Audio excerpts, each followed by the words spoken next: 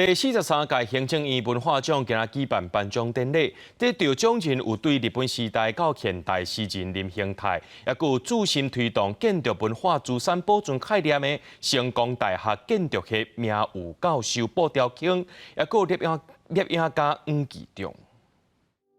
下过日本时代到现代的诗人林兴泰战后成立历史社，帮助迄时阵互人奖笔以华语创作的作家。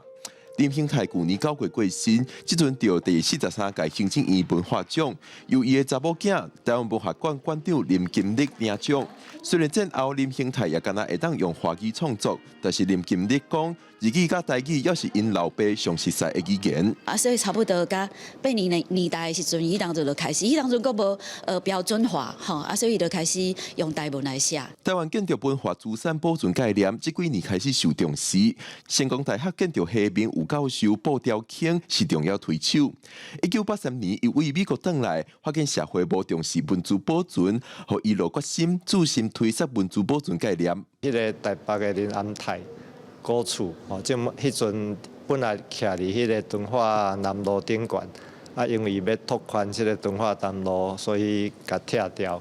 搬厝。因为迄阵也无法令，也无足济人咧做即款代志。留下珍贵的人物影像，第3个得奖人是摄影家黄义中。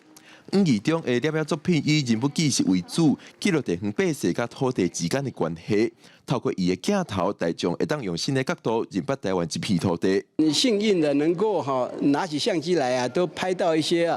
愿意面对我镜头还充满了信任我，然后发出内在的那个微笑我并不是一个完全的创作者，有一半呢都是他们的配合第43届行政院文化奖颁奖典礼，初到伫台北市中山堂举办，由行政院长陈建仁、文化部长苏德颁奖。陈建仁讲，文化是国家的灵魂，因为这场文化界先辈会坚持甲打拼，等下文化才通活泼发展，代代流传。记者郭林耀凯台北报道。